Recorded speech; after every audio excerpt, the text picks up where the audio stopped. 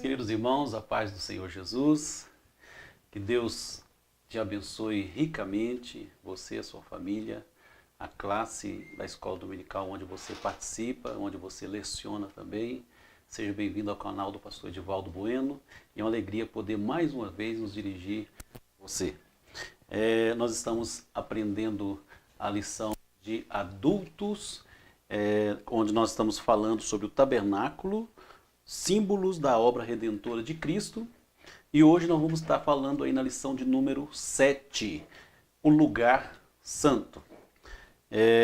Como nós vemos aqui na leitura bíblica em classe, está no livro de Êxodo 25, versículos 23, 30, 31, também no capítulo 26, versículos 31 ao 37, e capítulo 30, versículos 1 e também do versículo 6 ao 8.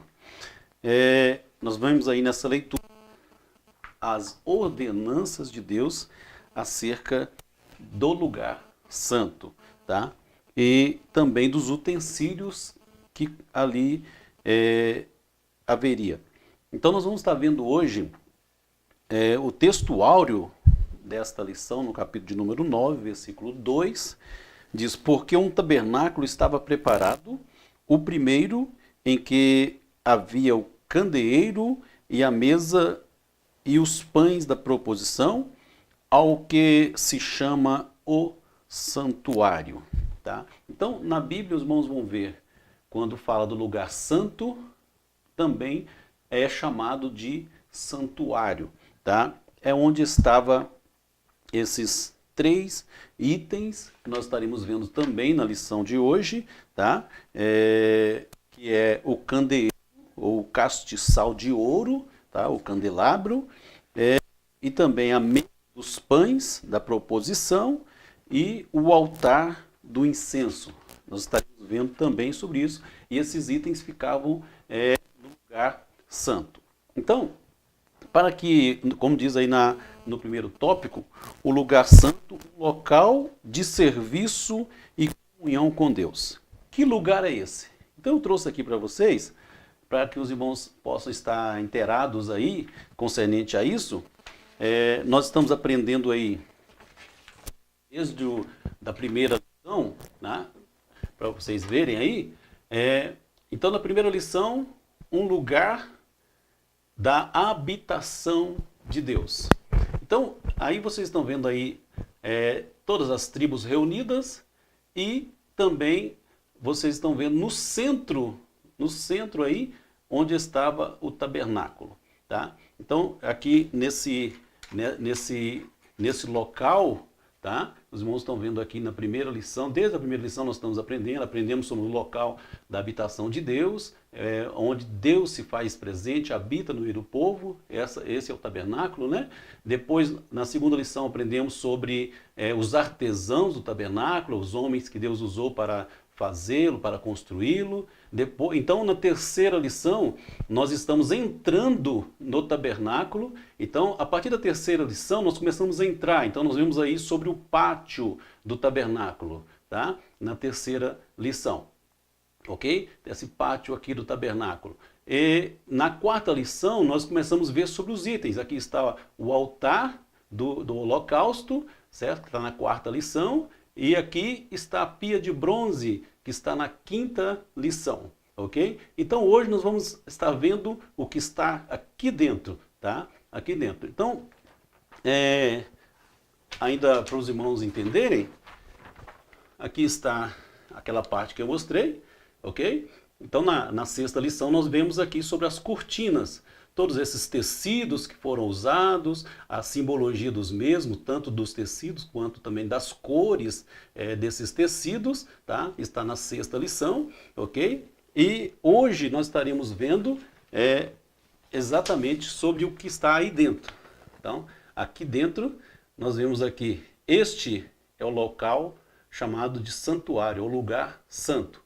Essa parte aqui nós estaremos vendo na lição de número 8, que é o lugar santíssimo, o santo dos santos. Hoje nós estaremos vendo esta parte aqui, que é o lugar santo. Então aqui nós estamos vendo o candeeiro, ou o castiçal, né, o candelabro, estamos vendo a mesa dos pães da proposição e aqui mais à frente o altar do incenso, ok? Então nós estaremos vendo exato, só para os irmãos se localizarem aí quando os irmãos estiverem estudando esta lição, amém? Então nós estaremos vendo aí, irmãos, a partir do primeiro tópico aí, nós estaremos vendo um lugar de serviço e adoração. Um lugar de serviço e adoração. Então, nós entendemos que o lugar santo ou o santuário era um local onde, a partir do momento que o sacerdote, e somente o sacerdote, é quem podia entrar naquele lugar. Somente o sacerdote é que tinha acesso a este lugar, o lugar santo. Somente o sacerdote. O povo, ele estava restrito ao átrio. O povo estava restrito à parte de fora, tá? No lugar santo e no lugar santíssimo era restrito, o povo não poderia entrar lá. Então, é um lugar onde, após, quando nós vemos de fora, nós vemos a parte de fora ali, onde tem o altar do holocausto, onde tem lá a pia de bronze. Esse local é um local onde nós vamos ver ali morte, julgamento, nós vamos estar vendo ali sofrimento, né? E tudo isso, nós temos ali uma simbologia. Por isso que nós estamos vendo exatamente símbolos da obra redentora de Cristo. Porque tudo isso aponta para a obra redentora de Cristo, ok? Então, quando nós analisamos isso, quando nós vemos isso, nós estamos vendo daquilo que o Senhor, ou daquilo que se cumpre, ou daquilo que simboliza o Senhor Jesus, tá? Então, na parte lá externa desse tabernáculo, nós vemos exatamente isso, né? A lavagem ali, tá? O julgamento e morte, apontando para o que está em Hebreus, capítulo 2, versículo de número 9. Aliás, consta esse texto aqui, no capítulo 9, versículo 6 também, tá? Hebreus, capítulo 2, versículo 9, vai mostrar lá que Jesus foi feito um pouco menor do que os anjos. Então, essa parte externa vai mostrar exatamente isso, o sofrimento de Jesus, o que Jesus passou, tá? A humilhação de Jesus, o julgamento dele por nós. E já na parte interna, nós vamos ver também o cumprimento do que está lá em Hebreus capítulo 9, versículo de número, capítulo 2, versículo 9, tá? Versículo 7 também, vai mostrar lá a exaltação de Jesus.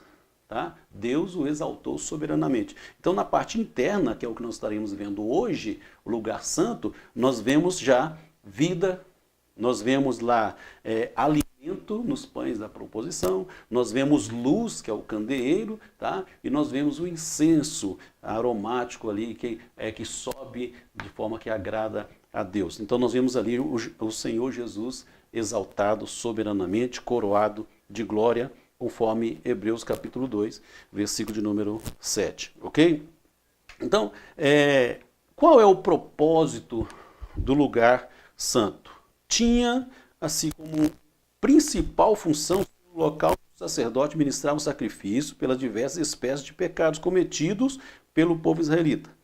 Cada violação individual, familiar ou nacional, o sacerdote entrava no lugar santo e apresentava a Deus um sacrifício de acordo com essas necessidades, tá? Então, ali estava explícita a santidade de Deus, pois este lugar era local adequado para restaurar a vida do pecador diante de Deus. Enfim, nós, quando analisamos o lugar santo, os irmãos vão ver que o sacerdote ele oferecia o sacrifício pelo povo, e neste local, era um local onde o pecado, o povo, tá, ficava do lado de fora e o sacerdote entrava e apresentava diante de Deus. E se punha diante de Deus. Tá? E é interessante frisar isso, e algumas vezes nós vamos frisar, que o único que tinha acesso a esse local era os sacerdotes. Tá? E o lugar santíssimo, somente o sumo sacerdote, uma vez por ano, é que poderia estar ali. Tá? Agora, quando nós analisamos isso, a simbologia de tudo isso, tá? Jesus ele nos deu acesso a este lugar. Lá no Antigo Testamento, no caso do lugar santo aqui, era restrito, mas Jesus ele nos deu acesso. Jesus ele fez isso por nós, ele adentrou as mansões celestiais como o nosso resgatador, como aquele que nos apresentou diante de Deus através do seu próprio sacrifício e nos deu esse acesso a esse lugar. Tá? Então, quando nós vamos analisar aí, a partir do segundo tópico, quando vai falar das 3 peças que compunham o interior do lugar santo, nós vamos ver lá que essa mobília que tinha ali, tudo isso apontava para a santidade daquele lugar, a começar pela cortina que separava. Cortina que separava o pátio do lugar santo, mostrando que a sacralidade daquele lugar, que ali era um local de acesso restrito, mostrando que ali estava a presença de Deus e que não era de qualquer forma que chegava ali. Então aquela cortina, conforme os irmãos já viram na lição de número 6, tanto os tecidos quanto cores, tudo isso mostrava a sacralidade do lugar. Tá? E mostrava ali que havia uma separação entre o santo e o profano, entre o impuro e o puro, enfim, somente o sacerdote, depois de sua vida consagrada, ele poderia entrar ali para apresentar o povo a Deus, tá? Mostrando que Deus não recebe-nos de qualquer maneira, né? Não se chega diante de Deus de qualquer maneira. Tá? E somente era aceito o sacerdote depois de purificado naquele lugar. Tá? Então, quando nós analisamos aí, nós vamos ver que existem lá o castiçal de ouro, tá? Ou o candelabro. Esse nome candelabro, o verbo hebraico que vai dar origem a esse nome, quer dizer menorá, que também vem de outro verbo, quer dizer flamejante. Daí o nome, o porquê daquela peça, ela ser uma peça de luz, onde o fogo ali, ele estava sempre aceso, era uma peça só. O texto vai deixar bem claro isso, era uma peça só de ouro que calculando aí vai dar a partir de 30 quilos de ouro puro, uma só peça, mostrando. Por quê? Porque era uma peça que conforme a imagem que eu mostrei, se não houver luz ali, era uma escuridão tremenda. Então é aquela peça que trazia luz ali. E é lógico que ela tem uma simbologia, né? Então, primeiro, o candelabro, conforme a imagem que está na própria lição, o candelabro, ele lembra uma árvore, tá? E diz os eruditos aí que uma das funções do candelabro era lembrar ao judeu que Deus era que mostrava o caminho para a prosperidade. O candelabro era a luz que iluminava, era a luz que mostrava o caminho para a prosperidade, para a bênção. Outra linha de pensamento também diz que eles faziam eles lembrar daquela árvore do jardim, da árvore da vida, como também fazia eles lembrar da árvore da vida que está no paraíso, nos céus. Tá? Então, essa luz era a luz que apontava o caminho. E a Bíblia vai nos dizer que essa luz é Jesus. Jesus, é Ele mesmo quem diz, eu sou a luz do mundo. Jesus disse isso. E o interessante que Jesus diz isso no capítulo 8 de João, versículo 12, mas também no Mateus capítulo 5, 16, vai dizer que vós sois também a luz do mundo. Então Jesus diz, eu sou a luz. Mas Ele estando em nós, Ele estando na igreja, nós somos a luz do mundo. Tá? Então nós temos a incumbência de manifestar esta luz neste mundo. Aliás, quando nós lemos o capítulo 1 do livro de Apocalipse, o capítulo 1, versículo 12 e o versículo 20, os irmãos vão ver que João, ele viu lá na sua visão, ele viu 7 castiçais, ele viu 7 estrelas, no versículo 12, e 7 castiçais. O versículo 20 do capítulo 1 vai dar explicação para isso. Ele diz, as 7 estrelas são os 7 anjos, 7 pastores daquelas igrejas. E os 7 castiçais eram as igrejas.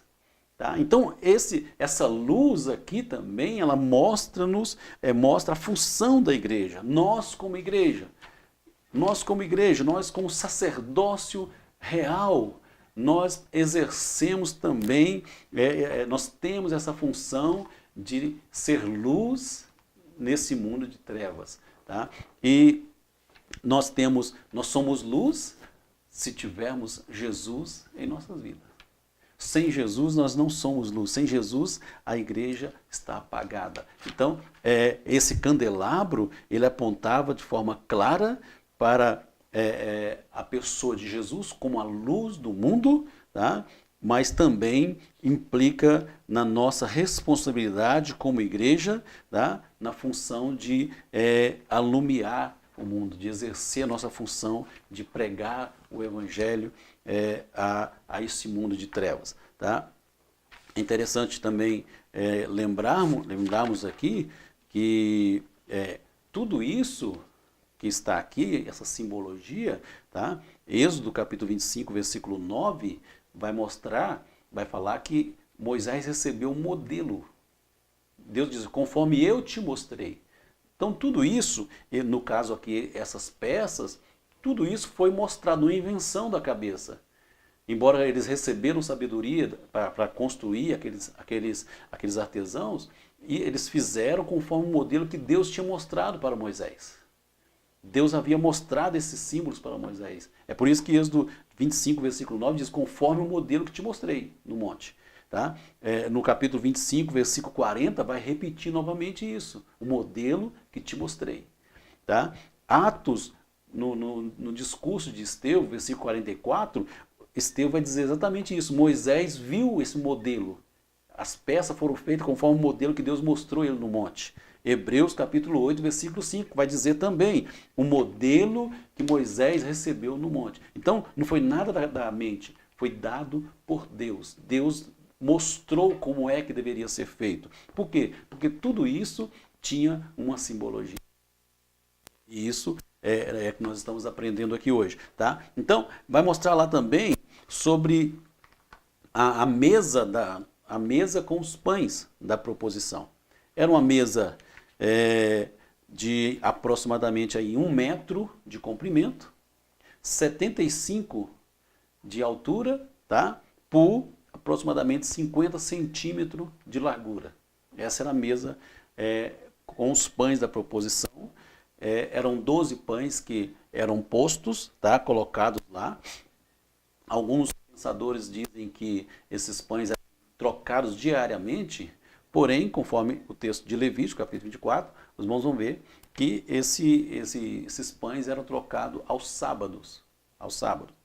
Tem até um episódio lá, e ele estava com fome juntamente com seus homens, e ele então solicitou ao sacerdote que desse desses pães para comerem. O sacerdote diz, os pães estão sendo trocados hoje. Então, não tem pão fresco, só tem esses pães aí que já estão para ser trocados.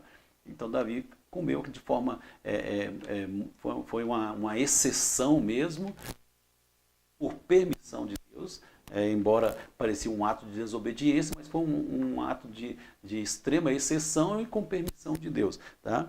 Mas esses pães eram trocados semanalmente. Tá? E o que simboliza isso? Essa mesa, primeiro, a mesa era de madeira de acácia, como também as paredes do tabernáculo. Tá?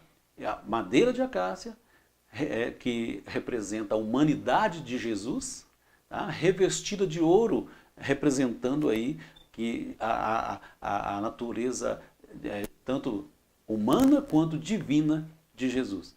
E a Bíblia é quem diz, o Senhor Jesus foi quem diz isso, tá? Está aqui o texto do Evangelho de João, capítulo de número 6, versículo 35, também 58. Jesus foi quem diz, eu sou o pão da vida.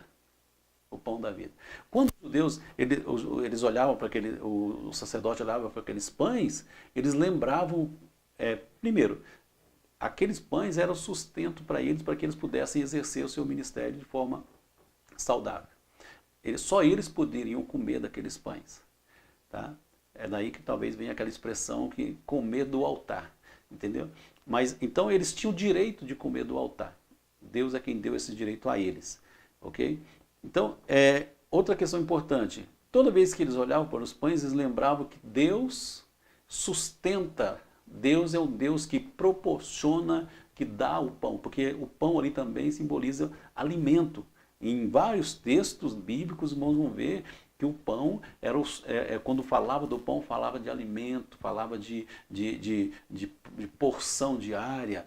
Na própria oração do Pai Nosso, Jesus ensinou a pedir a Deus, dai-nos o pão de cada dia, o pão nosso de cada dia. Então, o pão implicava nisso. Tá? Então, cada vez que eles comiam este pão, tá? Eles lembravam que Deus é quem dá o suprimento diário para o seu povo. E outra questão importante é que esses pães, eles simbolizavam o verdadeiro pão que desceu do céu, que é Jesus. Jesus, ele disse, eu sou o pão da vida. Eu sou o pão da vida. Assim como o homem sem alimento, ele morre, ele não tem vida, o homem que não tiver Jesus, que é esse pão vivo que desceu do céu, ele também não tem vida. Está morto. Então, sem Jesus, nós não temos vida. Jesus é o pão que alimenta a nossa alma. Jesus é esse pão vivo que desceu do céu.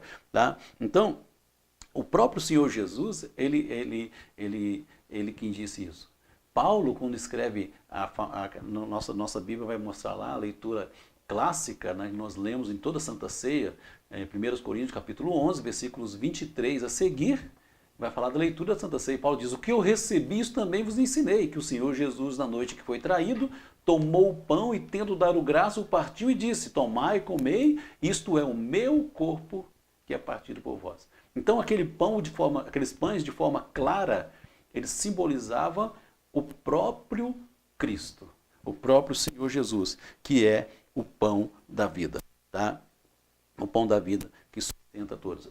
E não por acaso, eram 12 pães que era mostrando que é Ele que é a porção diária de todas as 12 tribos de Israel, tá? Outra questão importante é o altar de incenso. Tá? No capítulo 30, versículos 1 ao 10 do livro de Êxodo, tá?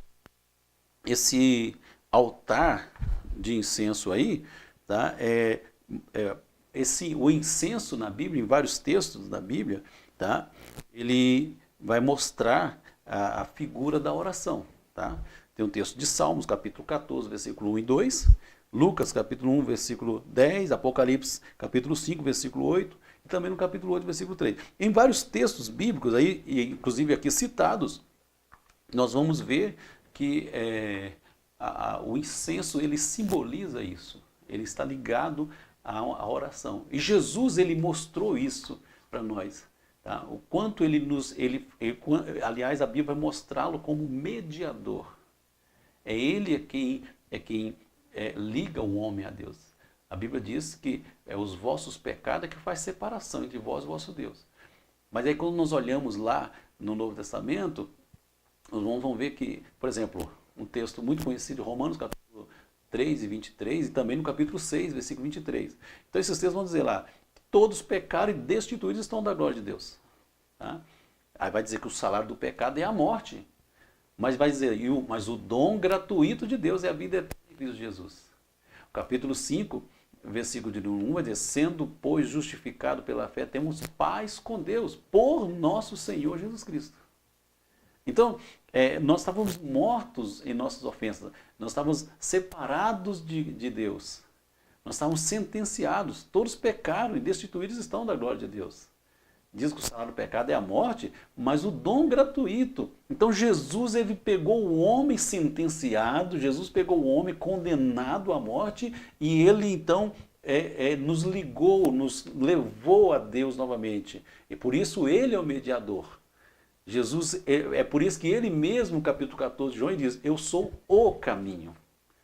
Eu sou a verdade. Não é um dos caminhos, não é uma das verdades. Jesus, ele é o caminho, ele é a vida. Então, o incenso mostra tanto a vida de oração, como o ato intercessor de Cristo por nós, nos fazendo chegar a Deus. E Jesus, como exemplo de oração, ele nos ensinou a orar. Jesus, como exemplo de oração, ele nos ensinou a exercer o nosso sacerdócio, porque a Bíblia vai dizer, Pedro, na sua carta, no capítulo de número 1 lá, capítulo 2, né, versículo 9, ele vai mostrar o nosso papel, nosso sacerdócio real, porque ele nos escolheu. E nós, na condição de sacerdotes, nós temos essa função de levar o homem, o pecador, a Cristo. Tá? Tanto na questão de ser luz, como também o ato intercessor. Nós também temos que exercer essa função intercessora. Tá? Nós também temos que, a exemplo de Jesus, ter uma vida de oração. Tá? E isso é preocupante quando nós não sentimos essa necessidade, quando nós não sentimos essa obrigação, como sacerdócio real, tá? Temos os direitos, mas temos os deveres também, como sacerdócio, de também atuarmos como mediadores, como intercessores pelas almas que estão perecendo. Tá? Então é muito importante essa questão. E também vai mostrar lá o véu que demarca o lugar santo e santíssimo. Aqui, nesse tópico, quando vai falar o véu, nós vamos nos ater somente em dizer que o véu ele era o que separava, que mostrava que aquele lugar, quando o sacerdote estava chegando ali, mostrava, como se o sacerdote, quando olhasse para o véu, ele lembrasse, olha, cuidado, porque a partir de agora você está entrando no lugar santo. A partir de agora, esse acesso é restrito. Veja como você está chegando aqui. Tá? Então, um Deus que salvou, que tirou esse povo lá do Egito, que libertou esse povo, fez promessa lá atrás a Abraão, posteriormente a Isaac, Jacó, tá? E Deus agora faz uma aliança com esse povo no deserto, lá no sopé do Sinai, e ali faz uma aliança com eles. Mas agora, como esse povo vai se achegar a Deus? Como esse povo vai cultuar a Deus, visto que era um povo pecador, um povo de dura cerviz? Então Deus provê meios para que esse povo se achegasse a ele como o grande rei, esse povo que era um vassalo, como se achegar a Deus, sendo que Deus era um Deus santo. Como que esse povo ia se achegar a Deus? Então, Deus provê meios.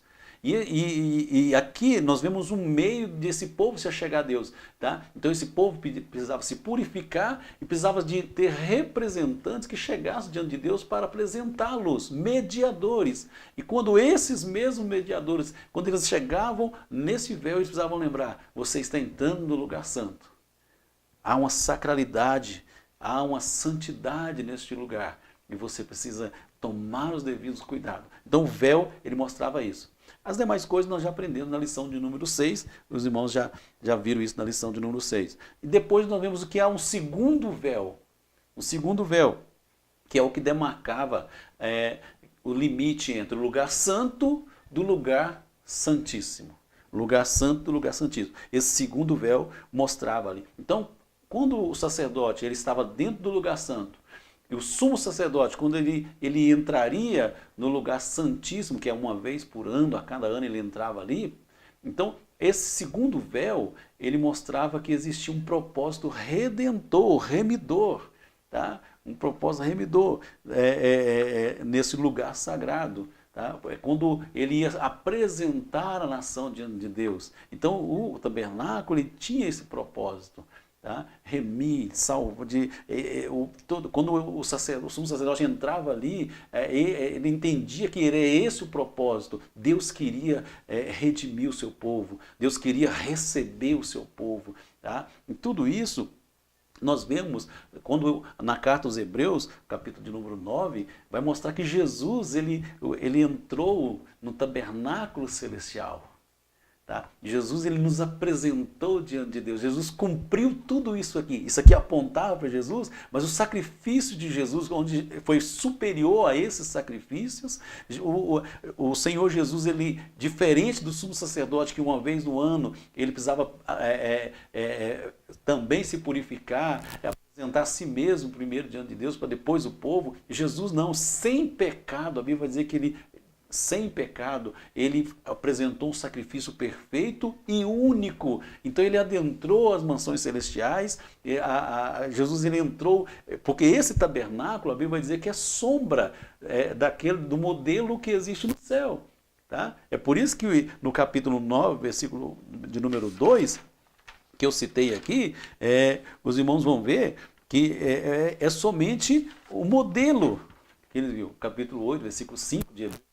Né? Mas é o modelo. Então o que Moisés fez foi o modelo, que ele viu foi o modelo do tabernáculo celeste, uma sombra daquilo que está no céu. Jesus não entrou nesse, ele entrou naquele celestial, num tabernáculo superior. Ele ofereceu um sacrifício superior. Ele não ofereceu um sacrifício que precisa ser repetido várias vezes. Jesus ele continua lá diante de Deus e nos recebe. É por isso que quando Jesus morreu na cruz, tá, quando ele bradou, o véu, esse véu que separa esses santuários, a Bíblia vai dizer que o véu se rasgou de cima a baixo, ou seja, o que era restrito. Tá? Agora o acesso está livre para que você, para que nós possamos chegar diante de Deus, e não somente isso, para que eu e você possamos exercer a nossa função sacerdotal como sacerdócio real e apresentar o homem a Deus. Tá? Então Jesus ele fez isso, ele cumpriu tudo isso, e esse segundo véu do tabernáculo ele vai mostrar exatamente isso. Então nós como igreja, tá? Assim, a Igreja de Cristo tem a liberdade de exercer o seu sacerdócio na presença de Deus. O véu foi rasgado. Tá? O véu foi rasgado. Então nós temos essa liberdade de adentrar a presença maravilhosa, magnífica de Deus, tá? E exercer o nosso sacerdócio. Que Deus em Cristo Ele te ajude, que Deus em Cristo te abençoe, que o Senhor continue te usando como professor frente à classe que você leciona, que você continue sendo uma bênção nas mãos do Senhor, que continue sendo luz, que você continue sendo um sacerdote, exercendo um sacerdócio real, que você continue vivendo em santidade diante de Deus e que as pessoas possam se achegar a Deus através de você e que Deus em Cristo continue te abençoando. A paz do Senhor Jesus.